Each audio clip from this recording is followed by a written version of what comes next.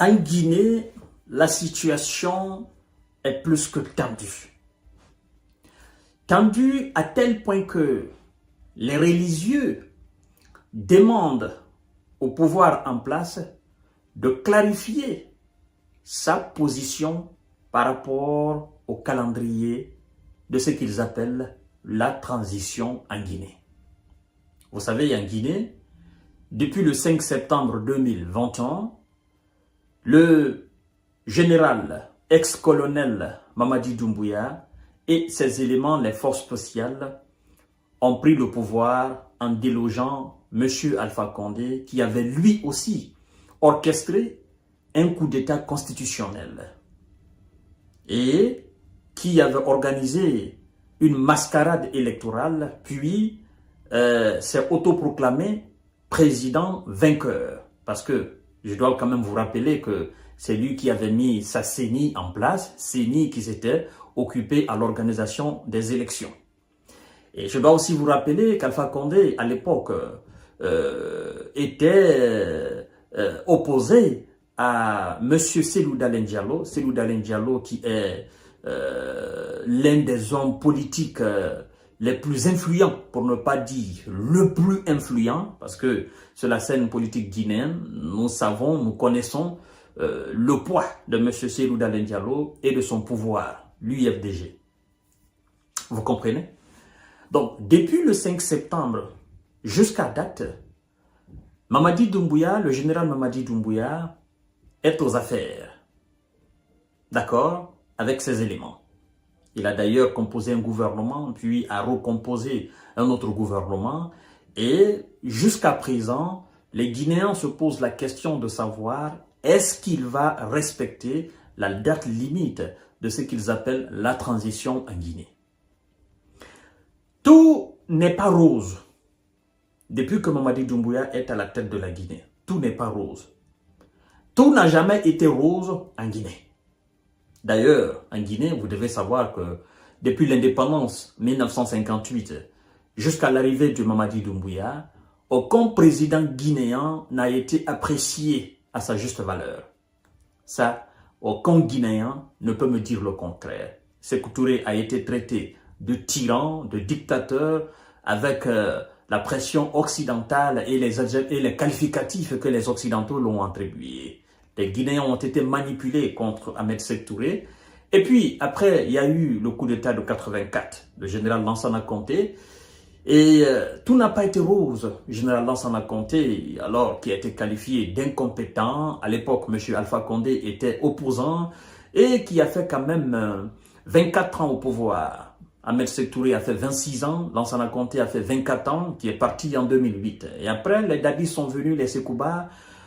Nous sommes restés plongés dans ce flou politique en Guinée. Alpha Condé, alors qui est venu en 2010, et voilà, qui était en réalité vu comme l'homme de la situation, qui n'avait jamais travaillé avec Lansana Conté, encore moins Ahmed Sékou Touré. Alpha Condé, qui était perçu comme le véritable porteur de bonheur, qui pouvait quand même apporter le changement radical en Guinée.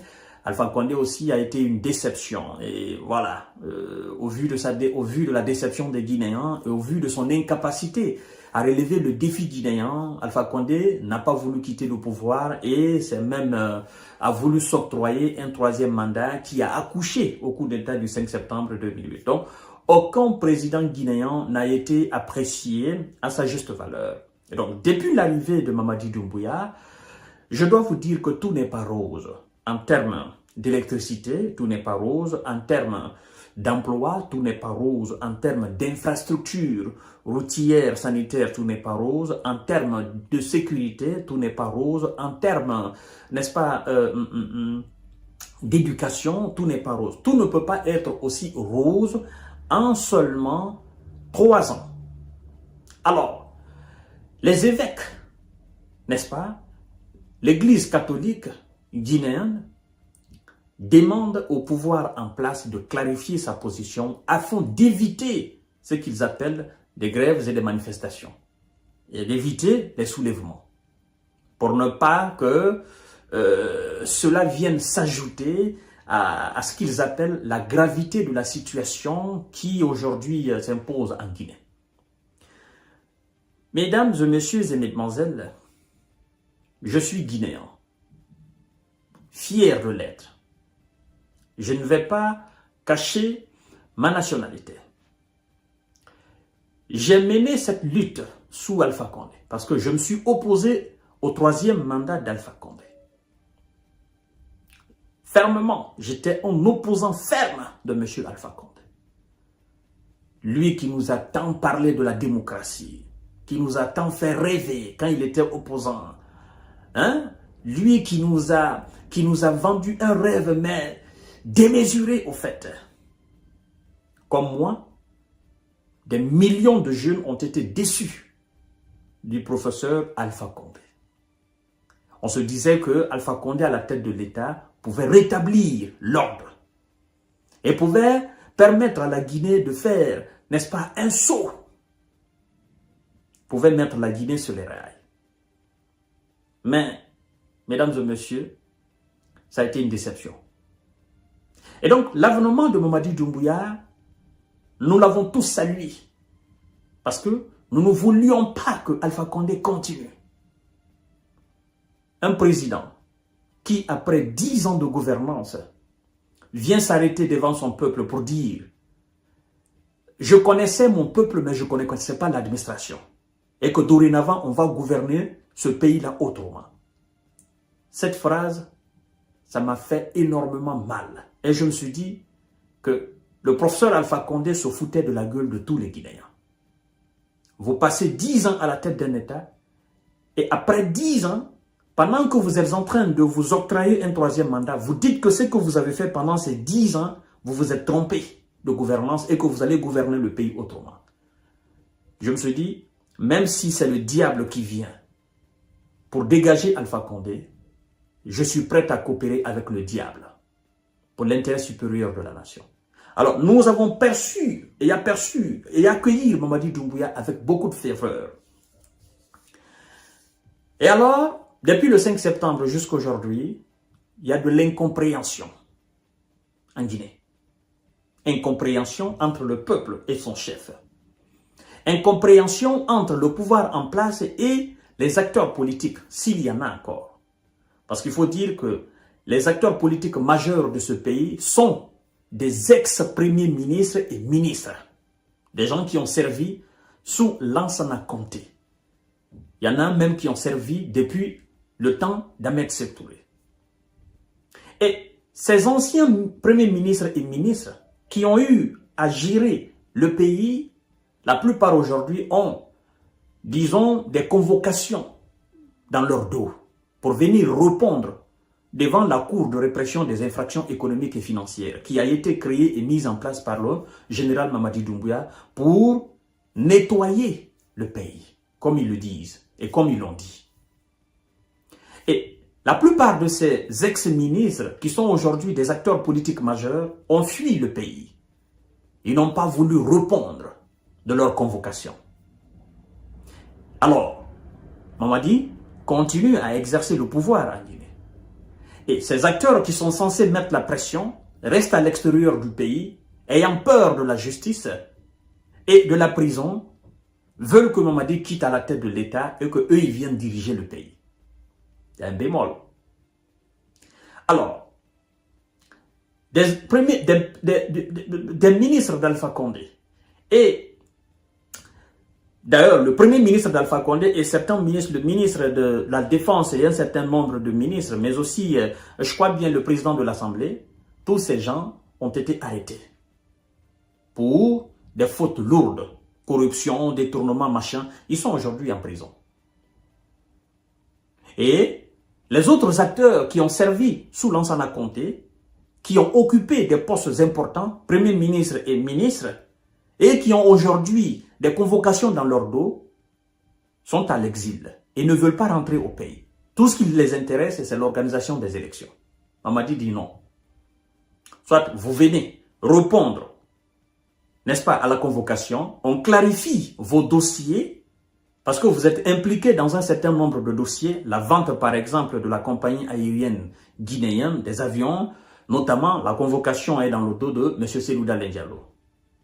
Venez, nous allons clarifier vos dossiers et puis vous êtes libre. Ça, c'est notre point. Maintenant, par rapport à la date de la transition, le calendrier de la transition, l'Église catholique guinéenne demande au pouvoir en place de clarifier. Moi, je voudrais mettre les gens à l'aise. Je voudrais mettre les Guinéens à l'aise. Je voudrais mettre les acteurs politiques à l'aise. Je voudrais mettre même le pouvoir à l'aise. Parce qu'il y a une crise de confiance. Qu'est-ce que je voulais dire aux Guinéens, aux Guinéennes et Guinéens? Le général Mamadi Doumbouya n'est pas venu pour l'organisation d'une quelconque élection guinéenne. Mamadi Doumbouya parle de transition, mais il ne parle pas et il ne parlera pas d'organisation des élections en Guinée pour donner le pouvoir à qui que ce soit. Soyez convaincus de cela. Le pouvoir en place ne va pas vous dire que le mois de décembre, là, nous allons organiser les élections et nous allons quitter. Le pouvoir en place ne vous dira pas. Parmi vous, c'est-à-dire parmi la population et acteurs politiques, je sais que vous êtes convaincus, mais vous ne voulez pas accepter. Vous voulez refuser cela. Maintenant, moi, je vous mets à l'aise. Mamadi Doumbouya n'est pas venu pour organiser les élections et quitter le pouvoir en Guinée. Il ne le fera pas. Il ne le fera pas. Et même s'il le fait, le pouvoir trouvera un moyen afin que Mamadi soit candidat aux élections présidentielles. Faut que ça soit clair dans la tête de tout le monde. Le pouvoir trouvera une fenêtre de créer les conditions afin que Mamadi soit candidat aux élections présidentielles. Alors qu'il va organiser et puis il sera vainqueur de cette élection, de ces élections présidentielles. Il faut que ça soit clair dans la tête de tout le monde. Il y a une différence entre la transition dans la tête de Mamadi et la transition dans la tête des acteurs politiques. Moi, je vais vous dire cette différence. Dans la tête des acteurs politiques, la transition, c'est-à-dire leur définition de la transition, c'est d'un point A à un point B, et puis le point B, c'est le point final. On organise les élections, les militaires quittent à la tête de l'État. Ça, c'est ce qui se passe dans la tête des acteurs politiques. Maintenant, dans la tête de Mamadi Doumbouya, le général Mamadi Doumbouya, la transition, c'est quoi? Pour lui, la transition, c'est quoi? Pour Mamadi, la transition, c'est se débarrasser de tout ce qui a été les maux de la Guinée. Laver complètement la Guinée et rendre la Guinée saine et ce temps jusqu'à X temps. C'est-à-dire rompre complètement, vous comprenez, rompre complètement avec le passé néfaste de la Guinée en termes de gestion administrative. Et pour lui, cela n'a pas de limite, cela n'a pas de temps. C'est pourquoi je suis en train de dire que Mamadi ne partira pas. Il ne va pas organiser les élections. Et même s'il organise les élections, ils trouveront un moyen afin qu'il devienne candidat de ces élections et il va les remporter. Je crois que l'Église catholique ou la grande mosquée ou les religieux ou les sages, je crois que j'ai été plus que clair. Et je pense que je me suis fait très bien comprendre. Parce que moi, je n'aime pas la manipulation, en fait. Maintenant, si les Guinéens veulent que Mamadi quitte à la tête de l'État, ça c'est autre chose. Ou si l'armée veut que Mamadi quitte à la tête de l'État, ça c'est autre chose. Il faut trouver alors les voies et moyens pour que Mamadi quitte à la tête de l'État. Mais pour dire qu'il va organiser les élections, il va donner le pouvoir aux acteurs politiques que les Guinéens connaissent aujourd'hui et que lui-même, Mamadi, connaît aujourd'hui, ça c'est... Cette question-là, elle n'a pas de sens. Mamadi ne le fera pas. Il ne le fera pas aujourd'hui, il ne le fera pas demain. Voici ce que je voulais dire aux Guinéens. Voici ce que je voulais dire aux acteurs religieux. À vous maintenant de comprendre, à vous d'analyser et de comprendre. Voilà, c'est très important à le savoir. Merci beaucoup et à tout à l'heure pour notre série d'informations de l'école.